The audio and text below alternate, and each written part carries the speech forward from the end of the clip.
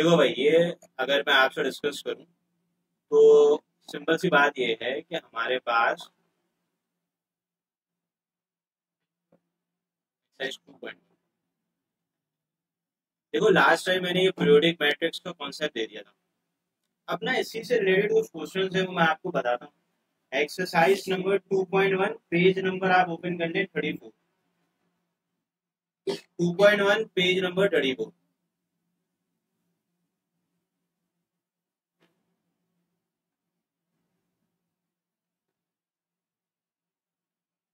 भाई देखो, मैं आपसे पहले डिस्कस करता हूँ क्वेश्चन नंबर 7।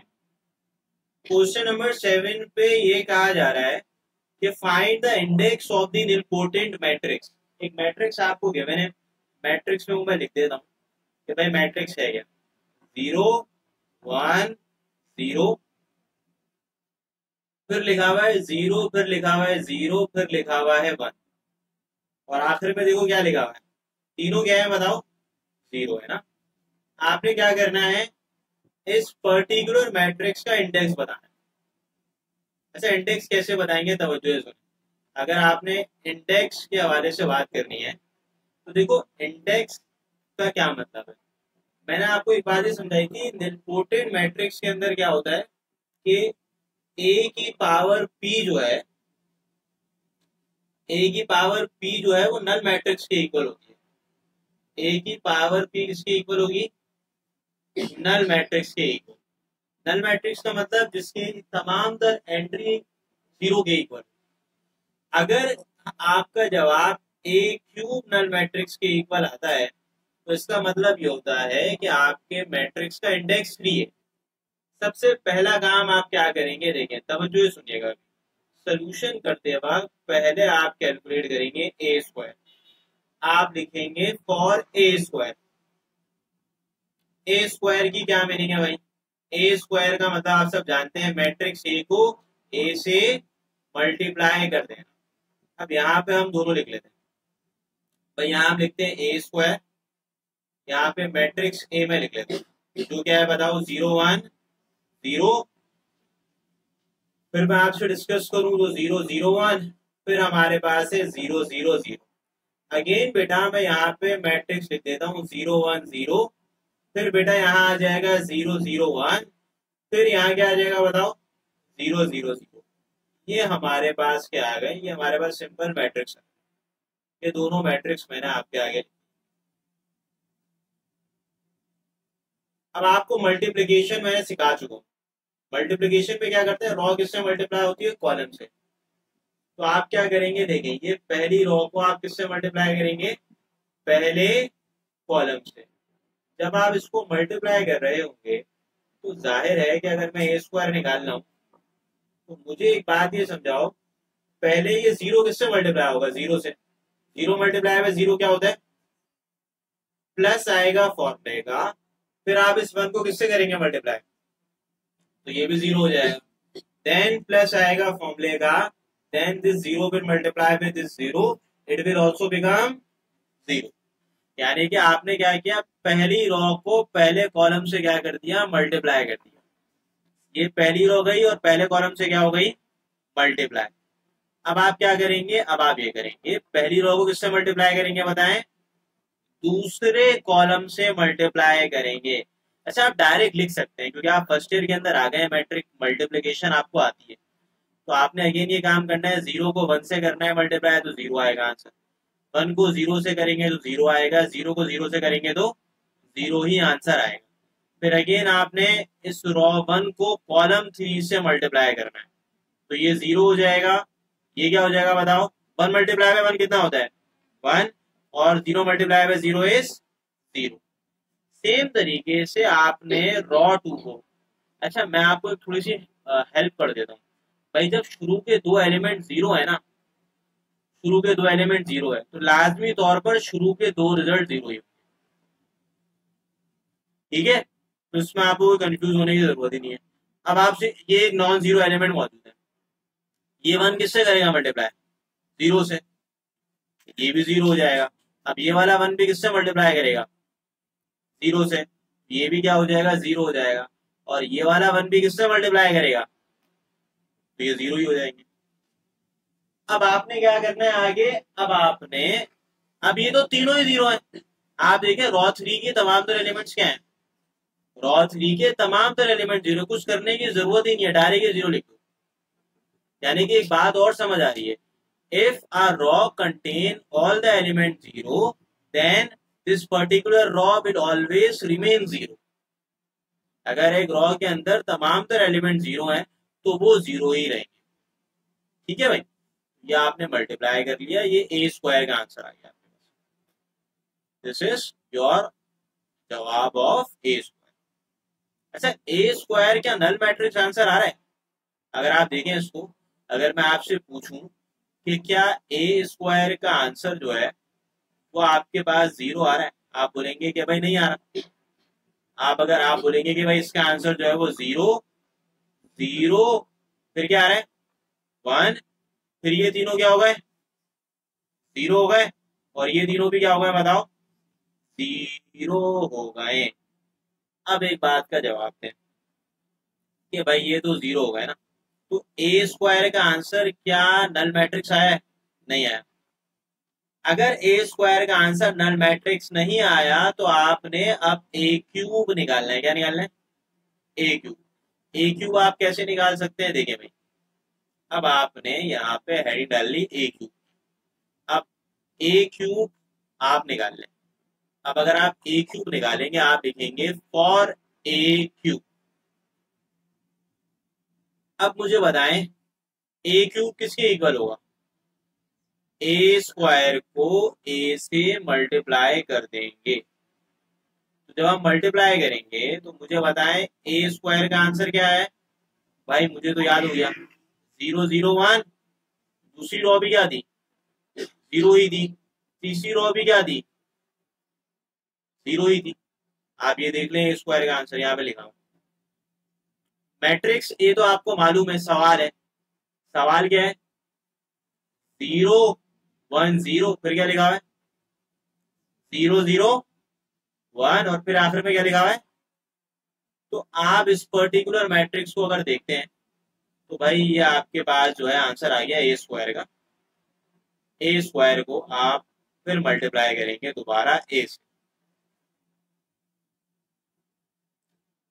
अब जब आप ए स्क्वायर को ए से करेंगे ना मल्टीप्लाई, तो थोड़ी अकलमंदी का मुजाहरा करें। आपको रॉ 2 और रॉ 3 क्या दिख रही है? 0 दिख रही है ना। तो यानी कि रॉ 2 और रॉ 3 से मिलने वाले आंसर जो होंगे वो क्या होंगे? तो ये आप तो 0 ही लिख देंगे, क्योंकि 0 मल्टीप्लाई बाय एनीथिंग इज 0। तो रॉ 2 और रॉ 3 से मल्टीप्लाई करने वाले आंसर 0 होंगे। बस आपने चेक करना होगा रॉ 1 वाले। अब रॉ 1 वाले के लिए भी चेक करना बड़ा आसान है। शुरू के दो एलिमेंट्स क्या है? 0। जब शुरू के दो एलिमेंट 0 हैं तो शुरू के दो एलिमेंट हमेशा 0 ही रहेंगे। इधर भी 0 ही रहेंगे, इधर भी क्या रहेंगे 0 रहेंगे। अब यहाँ पे क्या रह गया 1। अब 1 को मल्टीप्लाई कर दो 0 से, यानी कि आखिरी वाले एलिमेंट को आखिरी वाले एलिमेंट से मल्टीप्लाई करना है। 1 किससे मल्टीप्लाई होगा? ये वाले 0 से। तो इसका आंसर क्या आएगा? सॉरी 0 ही आएगा। अब मुझे एक बात ये बताएं, ये वाला 1 ये वाले 0 से करेगा मल्टीप्लाई तो 0 ही हो जाएगा। ये वाला 1 ये वाले 0 से करेगा मल्टीप्लाई, यानी कि पहले ये यहाँ आ गया, फिर इसने इससे मल्टीप्लाई किया, इसको यहाँ लिख दिया, फिर इसने इससे मल्टीप्लाई करके मैंने यहाँ लिख दिया। आप नॉर्मल मल्टीप्लिकेशन भी करें तो यही रिजल्ट बनेगा, लेकिन थोड़ा सा अकलमंदी का मुजाहरा भी करें कि भाई अगर एक रॉ के अंदर जितने 0 प्रेजेंट है तो वो आंसर क्या देंगे? हमेशा 0 ही देंगे। पहला वाला एलिमेंट पहले से करता है, दूसरा वाला दूसरे से, तीसरा वाला तीसरे से। तो अगर आप यहाँ पे ए क्यूब के आंसर को देखें तो बेटा ए क्यूब के आंसर में आपके पास तमाम तरह एलिमेंट जो है उसका आंसर क्या आ गया बताएं? 0 ही आ गया। यानी कि सारे जवाब हमारे पास तमाम तरह एंट्रीज के आंसर क्या होगा? 0। अब भाई ए क्यूब का आंसर जो है वो आपके पास किसके इक्वल हो गया? ए क्यूब का आंसर जो है आपके पास बराबर हो गया नल मैट्रिक्स। सही है, तो नल मैट्रिक्स के इक्वल हो गया। देयरफॉर आप बोलेंगे according to definition of nilpotent matrix. Nilpotent matrix की डेफिनेशन के मुताबिक अगर हम इसको लिखते हैं तो ये बात मैं आपको बता चुका हूं कि भाई जो ए पी है ना, ए पी का मतलब ए की पावर पी किसके इक्वल है बताओ? नल मैट्रिक्स के। यहाँ पे पी किसके इक्वल हो जाएगा? Therefore P is equal to 3, यानी कि what is the index? Index is 3। यानी कि निलपोटेंट मैट्रिक्स में करना ही होता है कि आपने सिंपली ए स्क्वायर निकालना होता है। ए स्क्वायर के बाद आपने, अगर ए स्क्वायर का आंसर नल मैट्रिक्स आ गया तो उसका जो पीरियड होता है वो 2 होता है। लेकिन अगर ए स्क्वायर का आंसर नल मैट्रिक्स नहीं आया तो फिर आप क्या निकालते हैं? ए क्यूब। और अगर ए क्यूब का आंसर नल मैट्रिक्स आ जाता है तो निलपोटेंट मैट्रिक्स का पीरियड क्या हो जाता है? इंडेक्स क्या हो जाता है? 3 हो जाता है। ये बहुत ही आसान सा सवाल है, आपने कोई मुश्किल काम इसके अंदर नहीं करना। ये क्वेश्चन नंबर 7 का पार्ट नंबर 1 ये आपसे मैंने डिस्कस किया, ठीक है। पार्ट 2, 3 को आप सेम तरीके से करेंगे। पार्ट 2 पे भी अटेम्प्ट किया था किसी ने? क्या आया था इंडेक्स पार्ट 2, 3 का? पार्ट 2 पे ए स्क्वायर आ गया था और पार्ट 3 पे, यानी कि आपको मैं रिजल्ट भी बता देता हूँ। पार्ट नंबर 2 पे ए स्क्वायर निकालना होगा आपने, पार्ट नंबर 3 पे क्या निकालना होगा? ए क्यूब निकालना होगा। बड़ा आसान था सवाल, ठीक है। मसला सुनिए किसी हो गई। क्वेश्चन 7 पार्ट नंबर 1 के बाद क्वेश्चन नंबर 8। क्वेश्चन नंबर 8 के अंदर क्या कहा जा रहे थे भाई? क्वेश्चन नंबर 8 में period of the periodic matrix बोला जा रहा है। मुझे बताओ मैट्रिक्स क्या है?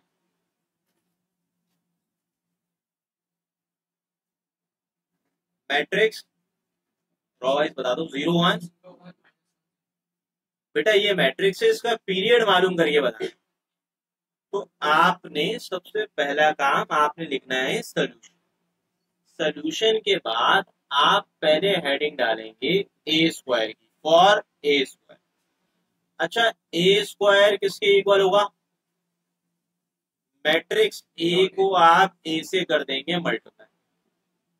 अच्छा ठीक है भाई, अब मुझे एक बात ये बताओ, अगर मैं आपसे मैट्रिक्स ए के हवाले से बात करूं तो ये हो जाएगा 0 1 और ये क्या हो जाएगा? -1 0। अगेन मैं दोबारा ये लिख देता हूं, ये क्या हो जाएगा? 0 1 और ये क्या हो जाएगा? -1 और 0। तो ये आपका आंसर किसका आ गया? ए स्क्वायर का। अच्छा, ए स्क्वायर अभी हमें कैलकुलेट करना है।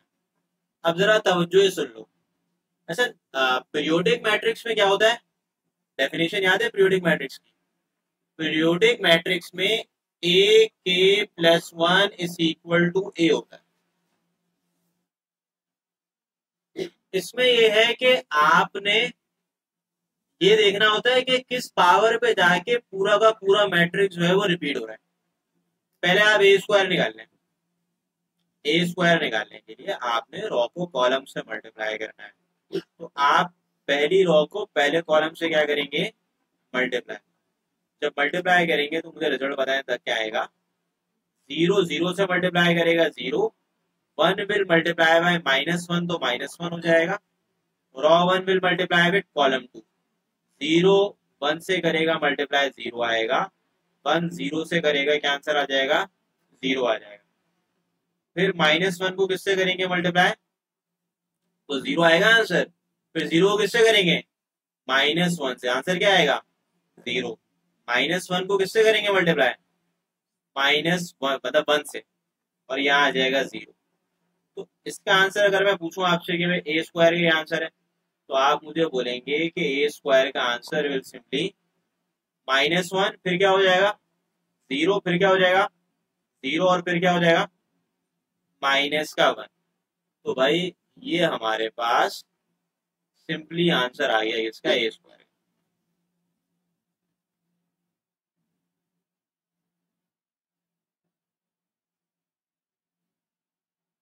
अब देखो ए स्क्वायर के बाद आपने कैलकुलेट करना है ए क्यूब, क्योंकि देखो ए स्क्वायर का आंसर जो है वो सवाल नहीं आ रहा, यानी कि वो पावर जिसमें आपका सवाल रिपीट हो जाए वो पावर आपकी पीरियड कहलाएगी।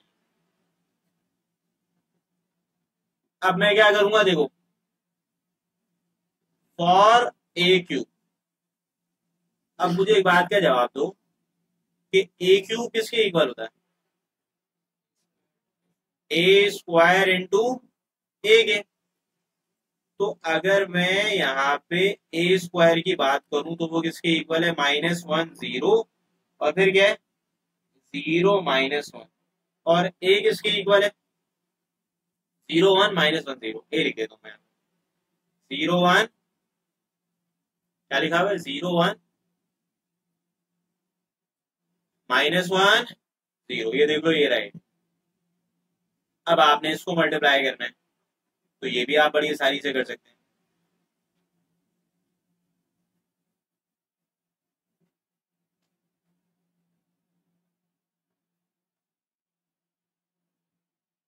अच्छा, मल्टीप्लाई करते वक्त कुछ बातों का ख्याल रखिए। ए क्यूब आप निकालें, तो अगर मैं ए क्यूब को करता हूं कैलकुलेट, तो ये रॉ किससे मल्टीप्लाई करेगा, कॉलम से मल्टीप्लाई करेगा। तो -1 इंटू 0 0 होता है, फिर आ जाएगा दोबारा 0, फिर ये आ जाएगा -1, फिर क्या आ जाएगा 0, 0 इंटू 0 क्या होता है 0, फिर आ जाएगा प्लस का 1, 0 इंटू 1 इज 0, -1 इंटू 0 इज 0। तो भाई ये आपके पास किसका आंसर आ गया, अभी तो खैर नहीं आया, लेकिन ए क्यूब भी अगर आप देखें तो सवाल के इक्वल नहीं आ रहा आंसर। ए क्यूब का आंसर क्या आ गया, 0 0 क्या होता है 0, -1 + 0 -1, ये आ जाएगा 1, और ये क्या आ जाएगा बताओ 0 आ जाएगा। तो यहाँ पे मैं अगर लिखूं तो बेटा ये हमारे पास ए क्यूब का आंसर आ गया। अच्छा, ए क्यूब का जो आंसर आ रहा है वो अगेन इसके इक्वल नहीं आया, सवाल के इक्वल नहीं आ रहा, अलग आंसर आ रहा है। तो अगर हम इसको देखते हैं, यानी कि साइन की डिफरेंस है, यहाँ +1 है तो वहाँ -1 है, यहाँ -1 है तो वहाँ पे प्लस का 1 है, इसका मतलब पीरियड 3 भी नहीं हो सकता। तो आप क्या करें, ए क्यूब के बाद आप लोग जो है फिर वो निकाल लें A4। अब आप बोलेंगे कि हम A4 निकाल लेते हैं, तो यहाँ पे मैं लिख लेता हूं फॉर A4। अब मुझे पता है A4 किसके इक्वल होगा, ए क्यूब को किससे कर देंगे मल्टीप्लाई, ए से, तो यहाँ से मैं A4 लिख लेता हूँ। ए क्यूब का आंसर जो है वो आया 0 -1 1 0, ये आंसर आपके पास ए क्यूब का है। इसको आप ए से कर देंगे मल्टीप्लाई, ए क्या क्या था 0 1 -1 0। तो अगर मैं यहां से A4 निकालता हूं तो क्या आंसर आ रहा है, 0 इंटू 0 है 0, -1 इंटू -1 प्लस का 1, फिर ये रॉ इस कॉलम से मल्टीप्लाई करेगा, 0 को 1 से कर दो मल्टीप्लाई, -1 को 0 से कर दो, 1 मल्टीप्लाई बाय 0, ये भी 0 हो जाएगा, ये 1 हो जाएगा, और ये क्या हो जाएगा। तो जो A4 का आंसर आ रहा है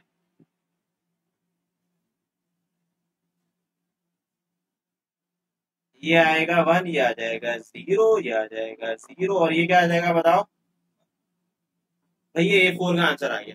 क्लियर है यहाँ तक, A4 का आंसर भी सवाल नहीं आया,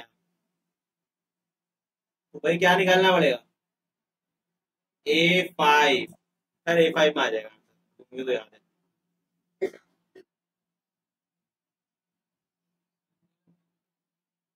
ये एक ही काम करना है, इसमें मुश्किल नहीं है, यानी कि आपने बार बार मल्टीप्लाई करना फॉर A5। अब मुझे बताएं A5 किसके इक्वल होगा, A4 इंटू ए।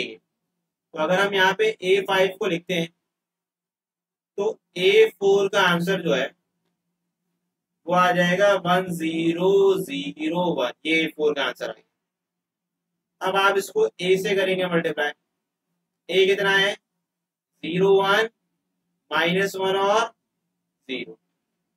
अब मुझे बताएं A5 का आंसर क्या आएगा, A5 निकालना है,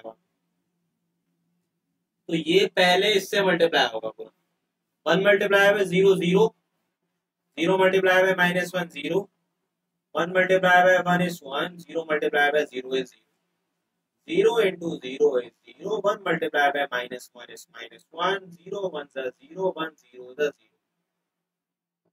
So A5 का आंसर will become 0, 1, माइनस का मान और फिर 0. तो भाई A5 किसके इक्वल हो गया? A के इक्वल हो गया. A5 देखिए पूरा सवाल रिपीट हो गया क्या? अब आप क्या करेंगे? अब आप लिखेंगे according to definition of periodic matrix.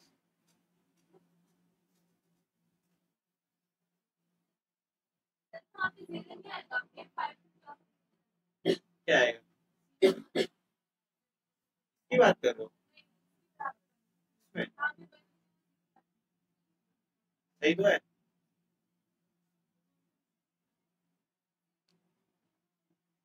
ये देखो ना, यहाँ पे देखो.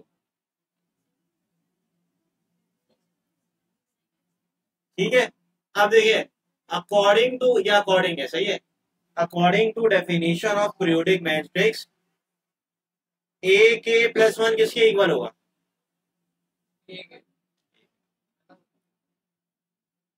डेफिनेशन मैं आपको लिखवा चुका हूं. ए K plus 1 is equal to ए. यहाँ पे के प्लस 1 किसके इक्वल हो जाएगा? K plus 1 equal to 5. What is the जवाब of K? It will be 4. अच्छा, नीलपोटेंट मैट्रिक्स और पीरियोडिक मैट्रिक्स में सिर्फ एक फर्क है. वो क्या था? वो ये था कि नीलपोटेंट मैट्रिक्स में आपके पास जो पावर आती है वही इंडेक्स होता है, लेकिन पीरियोडिक मैट्रिक्स में ऐसा नहीं होता. पीरियोडिक में जिस पावर में आपका मैट्रिक्स पूरा रिपीट होता है उससे एक पावर कम आपका पीरियड. जैसे कि अगर A5 में आपका सवाल रिपीट हो गया तो पीरियड 4 हो जाएगा. अगर A³ में रिपीट होगा तो पीरियड क्या हो जाएगा? आपका 2 हो जाएगा. क्लियर है यहाँ तक? ये आपका क्वेश्चन नंबर 8 का पार्ट नंबर 1 मैंने आपसे डिस्कस किया. अच्छा, पार्ट नंबर 1 के बाद अगर आप देखें क्वेश्चन नंबर 8 पार्ट नंबर 2, मुझे बताएं पार्ट नंबर 2 पे क्या लिखा हुआ है?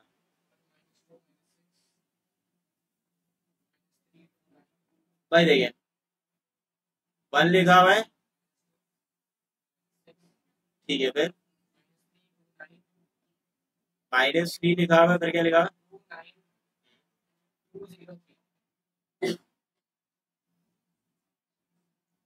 ठीक है, ये मैंने लिख दिया. मैंने खुद किया. वो बेहतर है कि ये ज्यादा बेहतर?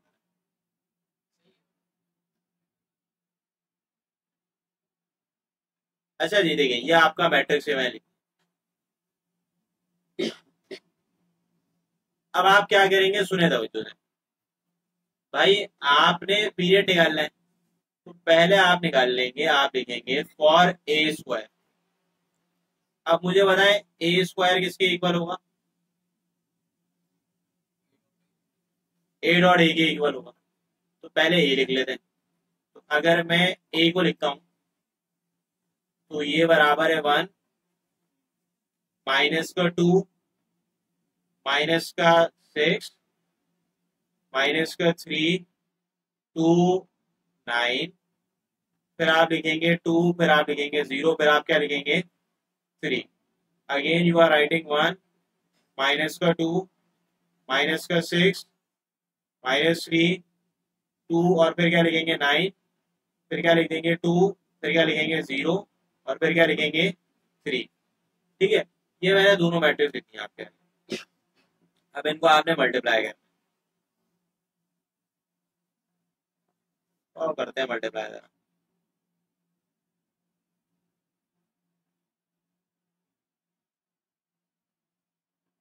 जब मल्टीप्लाई करोगे तो जाहिर है रॉ किससे मल्टीप्लाई होगी? कॉलम से मल्टीप्लाई होगा. जब रॉ को हम कॉलम से करेंगे मल्टीप्लाई तो पहली रो पहले कॉलम से करेंगे मल्टीप्लाई. तो मैं क्या करता हूँ, 1 को पहले 1 से कर देता हूँ मल्टीप्लाई. 1 1 से क्या होता है? 1 होता है. फिर -2 को -3 से करेंगे, क्या होगा आंसर? +6. अब मुझे एक बात ये बताएं कि -6 को 2 से करेंगे तो क्या आएगा आंसर? माइनस का 12 आ जाएगा। ये रॉ 1 ने किससे कर लिया मल्टीप्लाई, कॉलम 1 से कर लिया मल्टीप्लाई। अब भाई ये वाला 1 किससे करेगा मल्टीप्लाई, कराओ मल्टीप्लाई, क्या होगा माइनस का 2, माइनस 2 इंटू 2 कितना होता है -4, जीरो लिखने की जरूरत नहीं है, छोड़ दो जीरो। 1 मल्टीप्लाई बाय -6 कितना होता है -6, -2 मल्टीप्लाई बाय 9 कितना होता है माइनस का 18, -6 इंटू 3 कितना होता है पता है,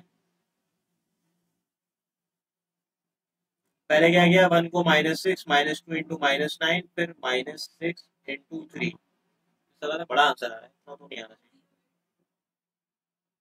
बेटा सही आ रहा है।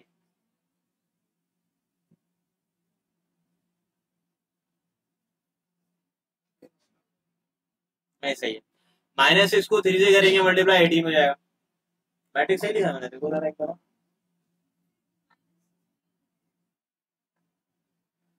2 0 -3 है ना, okay okay,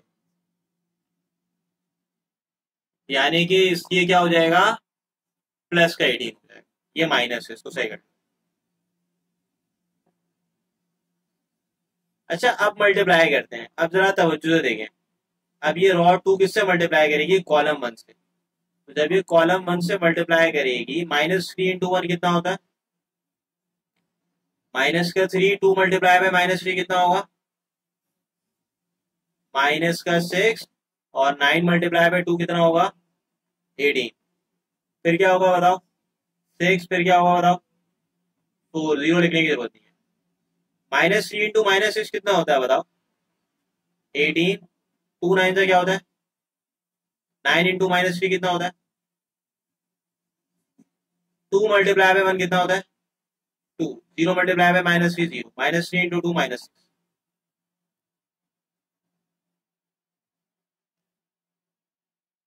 2 multiply by -2 -4, 0 into 2 is 0, -3 तो कर 0 हो जाएगा।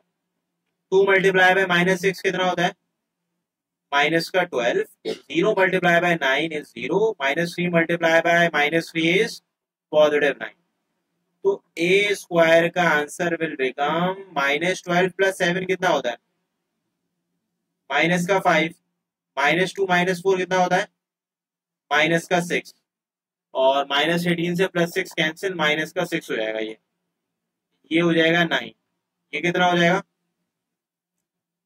ये हमारे पास 10 आ जाएगा। 18 18 36 में से 9 निकाल दो, 9 बचेगा, 27 निकाल दो, ये हो जाएगा -4, ये हो जाएगा -4, और ये क्या हो जाएगा बताओ -3, ये किसका आंसर आ गया ए स्क्वायर का। अब ए स्क्वायर में तो आपका मैट्रिक्स रिपीट नहीं हो रहा, सवाल तो रिपीट नहीं हो रहा ना, तभी आप क्या कैलकुलेट करेंगे बताएं फॉर ए क्यूब। अब मुझे बताएं ए क्यूब किसके इक्वल होगा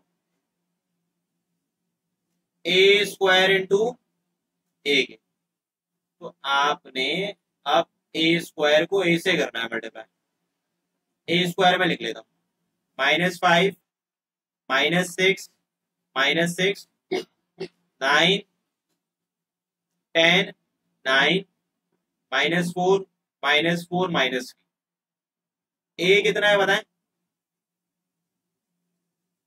ए में पहली रो क्या है 1 -2 -6, दूसरी रो क्या है -3 2 और 9, तीसरी रो 2 0, ठीक है भाई ये मैंने लिख लिया। अब इनको मल्टीप्लाई करते हैं, अब मुझे बताएं कि जब आप मल्टीप्लाई करेंगे -5 इंटू 1 -5, -6 इंटू -3 18, यहाँ आप लिख देंगे माइनस का 12, ठीक है यहाँ पे लिखिए। अच्छा -5 को आप -2 से करें मल्टीप्लाई 10, ये हो जाएगा माइनस का 12, जीरो से मल्टीप्लाई करने की जरूरत नहीं है। -5 इंटू -6 कितना होगा 30, -6 इंटू 9 कितना होगा माइनस का 54, -6 इंटू -3 कितना होगा प्लस का 18, 9 1 जा 9, ये हो जाएगा माइनस का 13, 9 2 से क्या होता है 18, 9 -2 से माइनस का 18, और 10 2 से क्या होता है बताएं 20 होता है और 0 से मल्टीप्लाई ना करें। 9 इंटू -6 माइनस का 54, 10 9 का क्या होता है 90, और 9 इंटू -3 कितना होता है माइनस का 27। अच्छा इसको भी देख लो जरा, -4 इंटू 1 कितना होगा -4, फिर ये हो जाएगा प्लस का 12, फिर ये हो जाएगा माइनस का 6। अब इसको भी देख लेते हैं, -4 इंटू -2 ये हो जाएगा प्लस का 8 माइनस का 8, 0 से मल्टीप्लाई नहीं करो। -4 इंटू -6 24, -4 इंटू 9 माइनस का 36, और -3 इंटू 3 इज प्लस का 9। ठीक है भाई, अब इसको बस आप लिख लें पूरा सॉल्व करिए। तो जब आप सॉल्व करके लिखेंगे तो ये जो पहला आंसर आ रहा है ये बना जाएगा, ये -2 आ जाएगा। इसको अगर आप कैलकुलेटर में पुट करेंगे, 30 + 18 होता है 48, 48 में से माइनस करते हैं 54, माइनस का 6 हो जाएगा। 18 + 9 कितना होता है 27, -30 माइनस का 3, ये हो जाएगा 2। 90 में से 54 27, 81 हो जाएगा ना, 54 और 27, तो 9 बचेगा यहाँ। 12 में से 10 निकाल दो, कितना बचेगा 2 बच जाएगा, ये बच जाएगा 0, और ये क्या बच जाएगा माइनस का 3। तो देखो क्या ए क्यूब सवाल ए के इक्वल हो गया, चेक करें जरा। तो यहाँ पे आप अगर देखें तो ए क्यूब जो है बिल्कुल बिल्कुल आपका वही बन गया जो आपका था सवाल। ठीक है, तो इसका मतलब आपके पास आप लिखेंगे इस तरीके से कि according to definition of periodic matrix,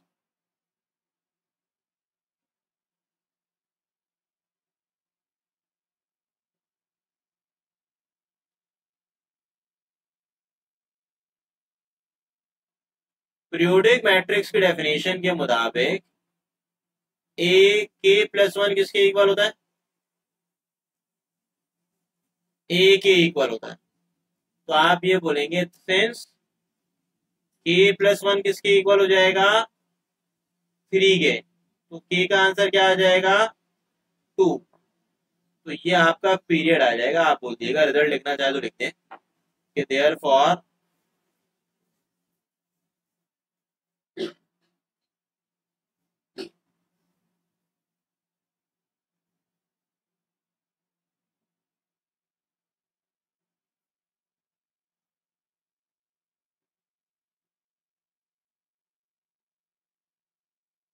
तो भाई शुरू के 2 पार्ट मैंने आपको करा दिए, बड़े आसान से सवाल हैं, कोई मुश्किल काम करना ही नहीं है आपने। क्वेश्चन नंबर 9, क्वेश्चन कॉपी करना है।